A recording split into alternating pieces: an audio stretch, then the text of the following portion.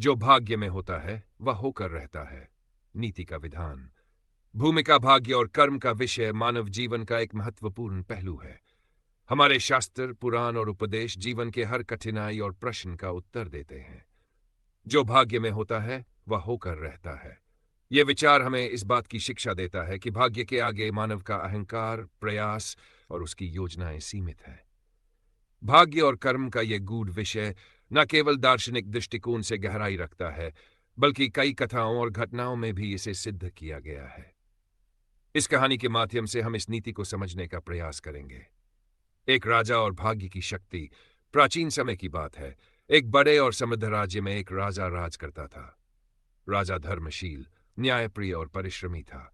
उसे अपने कर्म और निर्णयों पर बड़ा गर्व था।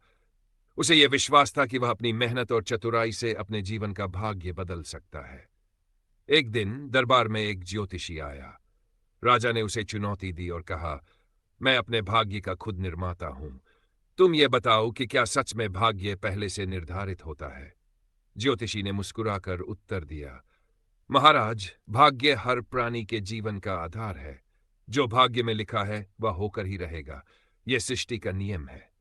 राजा ने इसे अपनी बुद्धिमत्ता और शक्ति की चुनौती समझी। उसने कहा, मैं ये सिद्ध कर दूंगा कि भाग्य से बड़ा कर्म है। राजा की चुनौती। राजा ने ज्योतिषी से कहा, तुम मेरे भविष्य के बारे में बताओ। अगर तुम्हारा कथन सही हुआ तो मैं इसे स्वीकार करूंगा।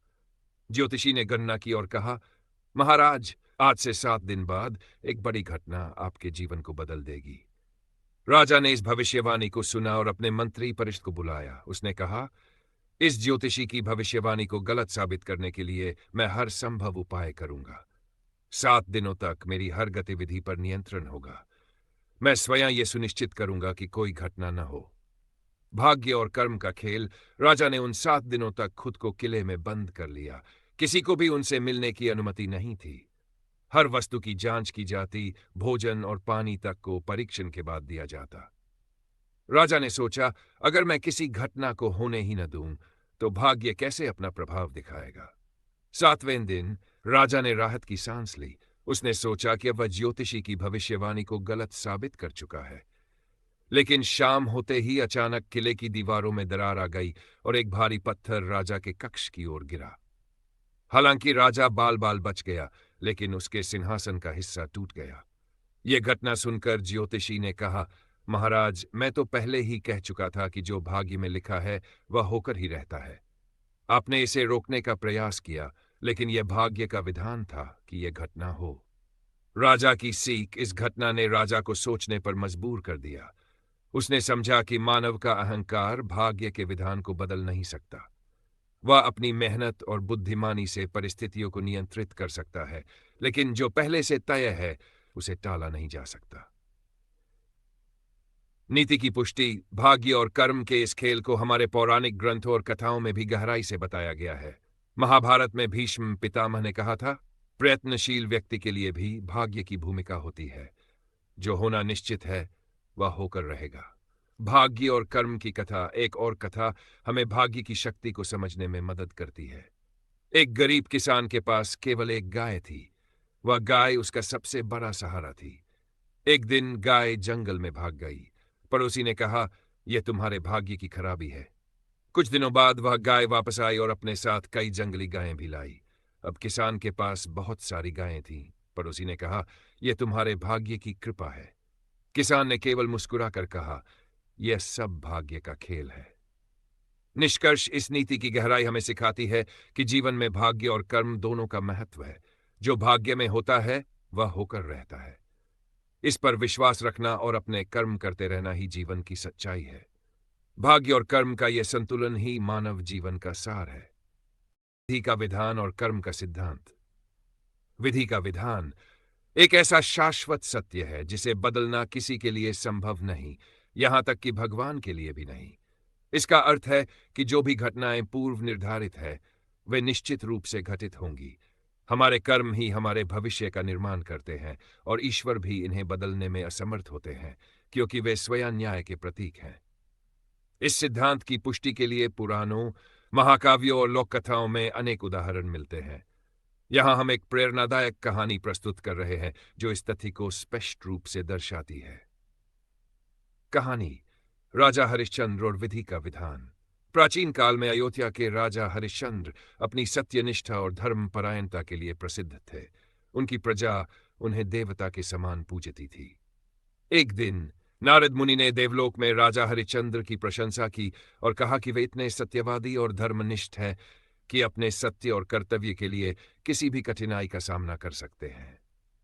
यह सुनकर इंद्रदेव ने नारद मुनि से कहा, हरिश्चंद्र की परीक्षा ली जानी चाहिए।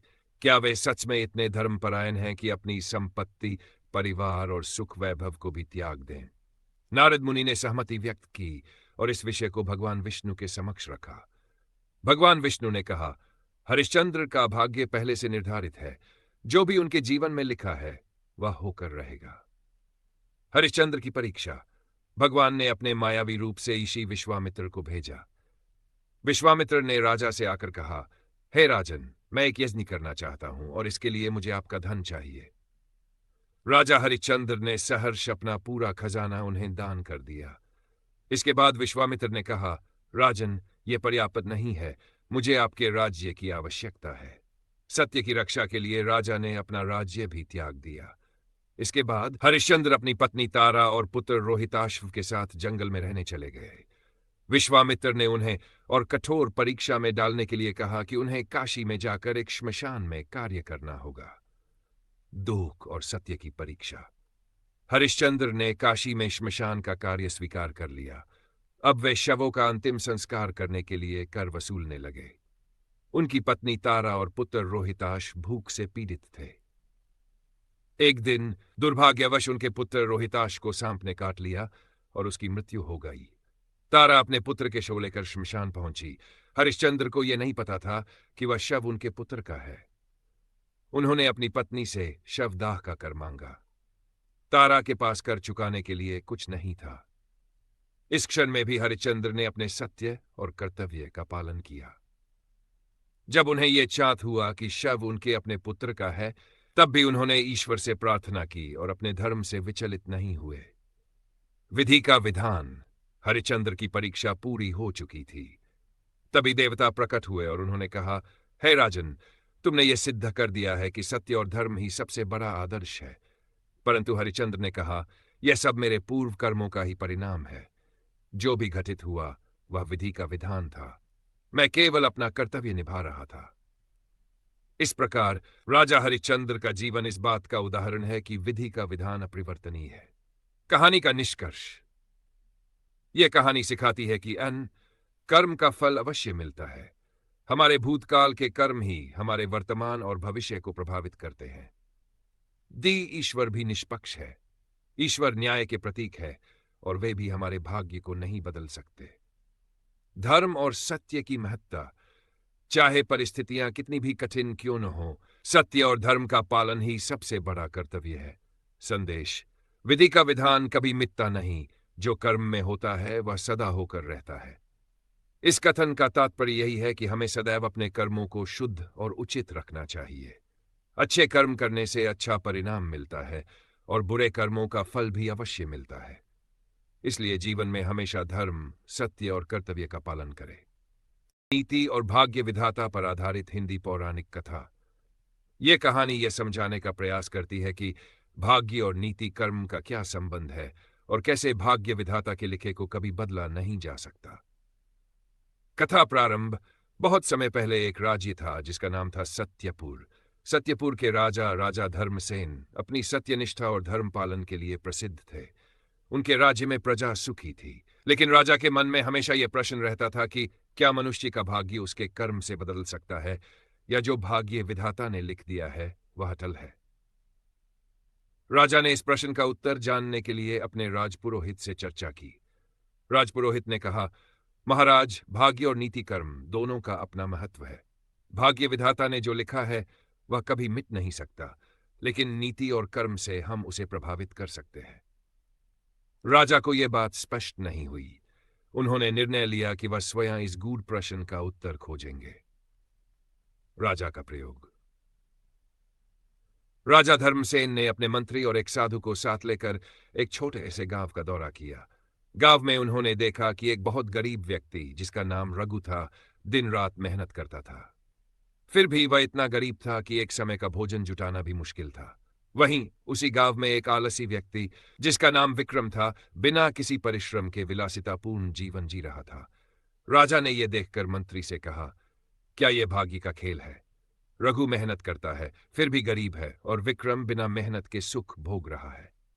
साधु ने मुस्कुराते हुए कहा, महाराज, यदि आप अनुमति दें तो मैं इस रहस्य को समझाने के लिए एक उपाय कर सकता हूं। साधु का उपाय। साधु ने राजा को सलाह दी कि दोनों व्यक्तियों की परीक्षा लेनी चाहिए। साधु ने रात में भाग्य विधाता से प्रार्थना की और अगली सुबह दोनों व्यक्तियों के भाग्य को प्रकट करने का वरदान मांगा। अगले दिन साधु ने रघु को बुलाया और उसे एक विशेष स्थान पर खुदाई करने के लिए कहा। साथ ही विक्रम को भी कहा कि उसके घर के पास ही एक विशेष वस्तु छिपी है। भाग्य और कर्म का खेल। रघु ने साधु के कहे अनुसार सुबह से खुदाई शुरू कर दी। वह पूरे दिन मेहनत करता रहा, लेकिन कुछ नहीं मिला। वह निराश हो गया और शाम को घर लौट आया। दूसरी ओर विक्रम ने सोचा, मुझे बिना मेहनत के ही सब कुछ मिल जाता है, साधु के कहने से खुदाई क्यों करूं? और वह अपने आरामदायक बिस्तर पर सो गया। रात में जब रघु सो रहा था तो उसके सपने में साधु आए और कहा, तुम्हारी मेहनत व्यर्थ नहीं गई। तुम्हारे पास जो साहस और धैर्य है वह तुम्हें कल भाग्य का फल देगा। अगले दिन रघु ने फिर से खुदाई शुरू की। दोपहर तक उसने एक बड़ा खजाना खोज निकाला। वह अत्यंत प्रसन्न हुआ और साधु के पास धन्यवाद देने गया। साधु ने कहा, यह तुम्हारे कर्म और धैर्य का फल है। दूसरी ओर विक्रम ने अगले दिन भी खुदाई नहीं की। उसने सोचा कि अगर खजाना है तो वह स्वयं मिल जाएगा, लेकिन उसे कुछ नहीं मिला। साधु ने राजा से कहा, महाराज, ये कथा इस बात का प्रमाण है कि भाग्य विधाता ने सबका भाग्य पहले से लिख रखा है। खजाना रघु और विक्रम दोनों के भाग्य में था, लेकिन रघु ने अपने कर्म और नीति से उसे प्राप्त कर लिया। विक्रम ने आलस्य के कारण अपने भाग्य का लाभ उठाने का अवसर खो दिया। राजा ने यह समझा कि भाग्य विधाता का लिखा अटल है, लेकिन उसे पाने के लिए नीति और कर्म अनिवार्य है। जो मेहनत करता है वही अपने भाग्य का सही उपयोग कर सकता है। कथा का निष्कर्ष। यह कहानी हमें सिखाती है कि भाग्य और नीति एक साथ चलते हैं। भाग्य विधाता ने जो लिखा है वह कभी मिटता नहीं, लेकिन उसे पाने के लिए सही समय पर सही कर्म आवश्यक है। जो व्यक्ति मेहनत और धैर्य से अपना कर्तव्य निभाता है वही अपने भाग्य को सही रूप से अनुभव कर पाता है। इसलिए हमें हमेशा अपने कर्मों पर विश्वास रखना चाहिए, क्योंकि भाग्य का लिखा तभी साकार होता है जब हम सही दिशा में प्रयास करते हैं।